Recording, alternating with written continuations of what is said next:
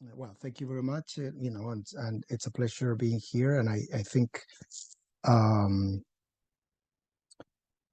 the previous presentations are very interesting. And I think, there is a connection between what the previous professors have talked about on what I will say today applied to psychotherapy. So the official title of my presentation is Empathy and Psychotherapy, Conceptual Distinctions for Clinical Training. I have an alternative title, like maybe a little more precise to things I'm going to talk about, which is Therapist Empathy and Therapist Feelings. Okay, so I'm going to start talking about a concept called empathic resonance. One author defines it like this: empathic resonance refers to a way of experiencing whereby what the client expresses, what is said, what is not said, how it is said, and what the body language is, elicits a bodily felt sense in the therapist. Now, this concept of bodily felt sense is very important in experiential psychotherapy. At least for the purposes of my talk, you can replace that phrase with feeling. Now, feeling can also mean different things, but I'm going to provide a definition of feelings in a moment. So the idea is that what the client expresses elicits a feeling in me or a bodily felt sense as a therapist. For example, a client says that she has a crush on someone who comes to her office every Tuesday. She got all made up last Tuesday hoping to talk to him. However, he did not show up. Now, hearing the story as her therapist, before the client verbalizes her feelings about the situation, I feel in my own body a physical sense, consistent with disappointment, and I let out a sigh. And I say, I imagine it must have been very disappointing. And the client says yes. So this is an example, a real example of me feeling something in my body in response to what the client is expressing. So this is an example of empathic resonance. Now, I have trained in emotion-focused therapy. One of the leading authors in that approach is Robert Elliott. So I copied a picture of one of his slides from a training I attended from him. And in this exercise is an exercise to practice empathic resonance. And the idea is to try to resonate in your body with what the client is expressing, like we practice this in pairs. And he even, contrary to what the previous talk, discussed, he even suggests trying to mirror the client's body position. And then, the instruction is that paying attention to your own feelings as a therapist, you try to capture what the client is feeling, the type of emotion, their intensity, and other qualities. Now, this exercise was helpful to me, and similar exercises, they have been helpful to me in my training as a psychotherapist. However, when I tried this and other trainings, similar trainings with my own undergraduate students in psychology here in Chile, in Temuco, and well, in other places too, my students report feelings that are at odds with the experience of the person they are listening to. For example, one person talks about a situation that makes them angry, and the listener says the story made them sad. So the first person does not experience empathy from the listener, right? If I feel angry, or the story is a story about me being angry, and the other person says they feel sad hearing my story, they don't feel empathized with. Now, so questions that I've been kind of asking myself based on my own experience of something that is useful for me, but then find it's not useful when I teach to other students in some contexts. It's like, can therapists rely on their feelings to empathize with clients? Excuse me.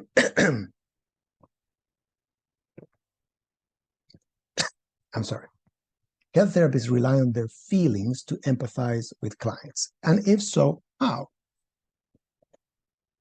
But first, we need to define what I mean by feelings. So I'm taking this paragraph from Damasio and Carvalho from 2013. They say feelings are mental experiences of body states. They signify physiological needs, for example, hunger, tissue injury, for example, pain, optimal function, for example, well-being, threats to the organism, or specific social interactions, such as compassion or gratitude. And to illustrate what we're talking about, here's a video that I'm going to try to play. It's on YouTube. And you don't need to be necessarily paying attention to all the details in the video, but this video is from research by Numenmaa and others in Finland about how different experiences are felt in the body. And here, you know, there's a bunch of different experiences there.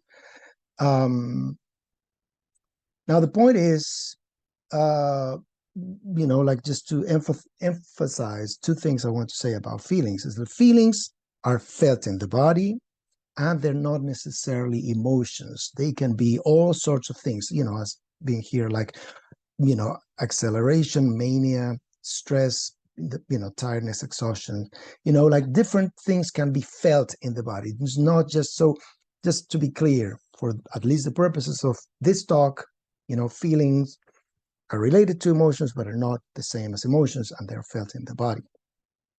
And it's similar, as I said before, to the concept of felt sense.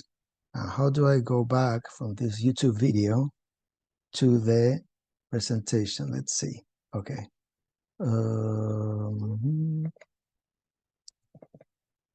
Let's see. Oh, wait. Okay. Just a minute.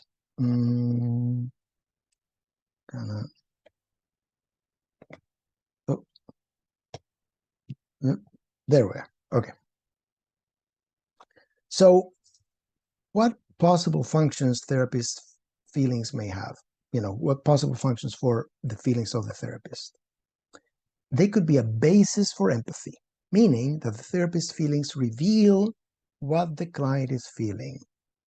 Now, you know, let's, you know, to preview, I guess, some things I'm going to say, you know, like this is at odds to what the previous talks, you know, I think said at some level.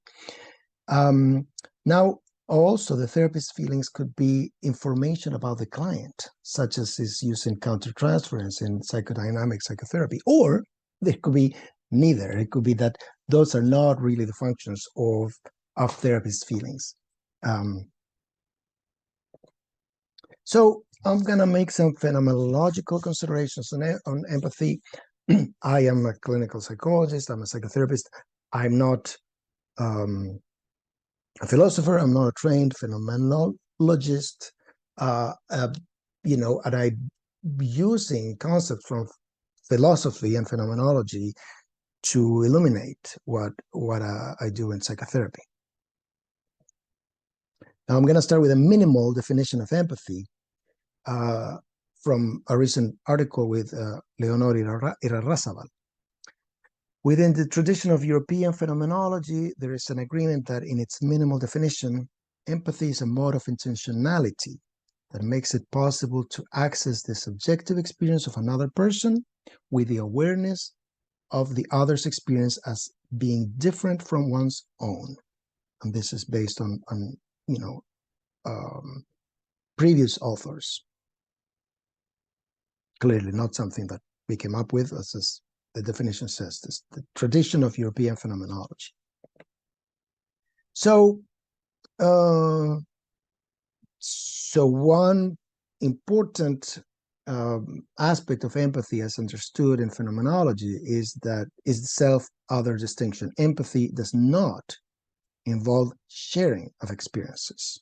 To the contrary, empathy implies recognition that the other's experience is theirs, not mine. And this has been, noted by several authors. Excuse me. Now also, we can distinguish basic empathy and extended empathy. Basic empathy is an embodied preconceptual pragmatic interaction with the other. You should say with the other. There's a word missing there. Now, I think the experiment that the previous presentation was discussing is a great example of basic empathy. There's no conceptual work. There's no words, like people are just, pushing, like pressing a machine, and try to coordinate action with the other person. There's no, that is an example of basic empathy. And then there's the other kind, which is extended empathy, which is what Professor Hutto was talking about in his presentation, which is, narrative or extended empathy. It's a more deliberate process based on basic empathy that extends over time and involves the narrative of the person who is empathized with. And, one point important to make is that psychotherapy requires extended empathy. You cannot just rely on basic empathy for psychotherapy, although basic empathy is basic, so it's necessary. Now, if the self-other distinction is central to empathy, do my own feelings help or hinder my empathy? Because they're mine, they're not the others. Also, if the therapist's empathy is discursive, narrative, as Professor Hutto presented, it depends, on exploring the client's narrative rather than only on here and now embodied processes.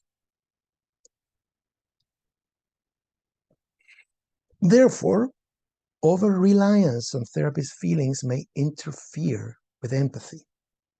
And here I'm referring to therapist empathy.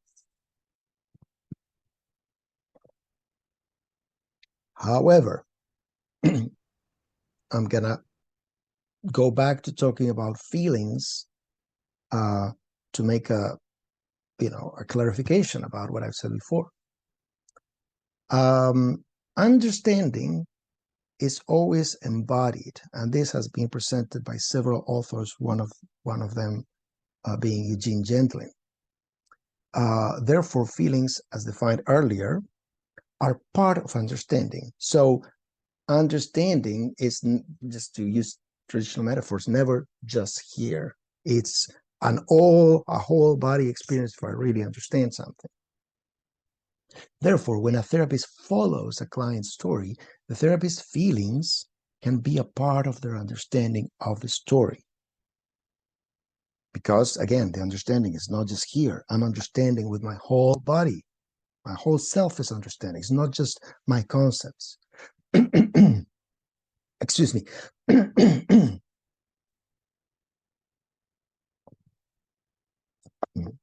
Okay.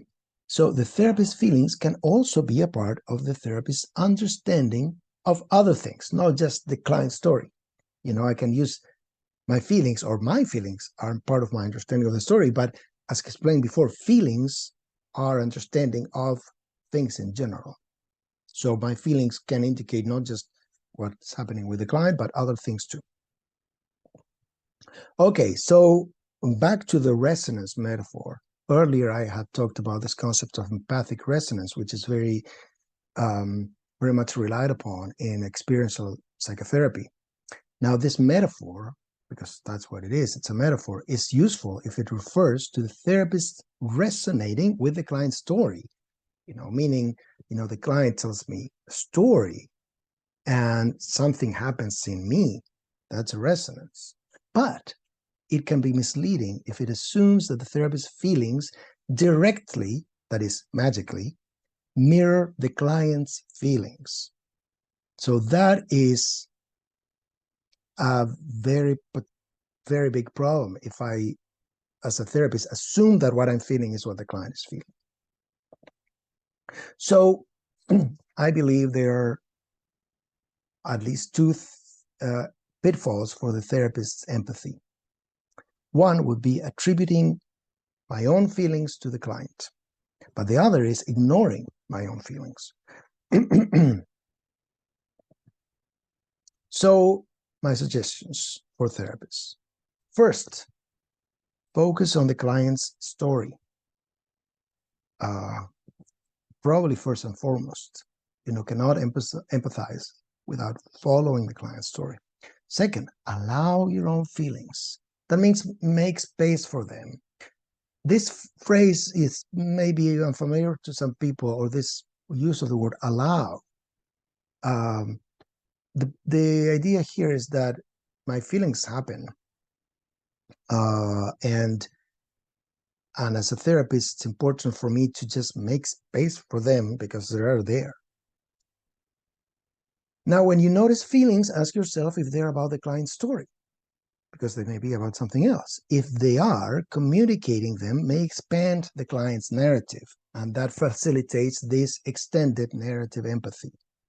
For example, if I notice, and I have this sigh when I hear my client's story, I can share, I imagine that you feel disappointed. Now, my embodied feeling of disappointment helped me empathize with my client, but I got that feeling through following that story. It's not that magically she put that feeling into me, or that it was like my mirror. No. I mean, she probably wasn't expressing it at the moment. It was through the story that I resonated. Also, there are feelings about the client that are not about the story. So, for example, therapists can feel impatient or bored. A common approach with these feelings is to assume that how the therapist feels about the client is how others feel in the client's life. No, excuse me, is how others in the client's life feel about them. But this is not often not the case. If I feel impatient, that doesn't mean that other people in the client's life necessarily feel impatient about the client. It is more advisable to consider feelings toward the client as indicators of the therapeutic relationship. As an experiential therapist, I want to maintain what is called, one way to call it is warmth or unconditional positive regard for the client. And, and also another thing that is important for me as a therapist to experience is interest, curiosity. And my own feelings can be a gauge of how the relationship is going. And if my feelings deviate from what I've mentioned, I need to do something about that. Also, there could be feelings about the therapist's personal stories. For example, a client talks about a breakup. The therapist remembers their own breakup and feels sad about it. Now, these feelings indicate that the therapist's focus has deviated from the client's story. So, these feelings, what they mean is I'm not following the story, or my attention has deviated away from the client's story. Because if I'm thinking about my own breakup, that's my story, not the client's. Now, here's a simple idea for empirical test of, my thoughts. There could be two groups of therapy trainees. One group is instructed to focus on their feelings as they listen, in a listening task, of course. The other group is instructed to focus on the story. And then both groups participate in a listening task, and the trainee's empathy is measured and compared across groups. And Of course, there's many complexities involved here. This is just like the first thoughts about, how these thoughts could be put to an empirical test. I have some suggestions for training, thoughts about training. It is good to encourage trainees to be aware of their own feelings, first of all. The problem, as I have found, is teaching them that those feelings are the source of empathy, especially at the beginning. Training on being aware of feelings should be separated from training on empathy. Both things are important, and I think it's important to eventually combine them, but I think it's also important to separate them at first. So trainees should be encouraged to follow the client's story, as I said before, and at a later stage, those two skills or attitude can be integrated. The skill of focusing on my feelings and the skill of focusing on the client's story. And here are references and more references.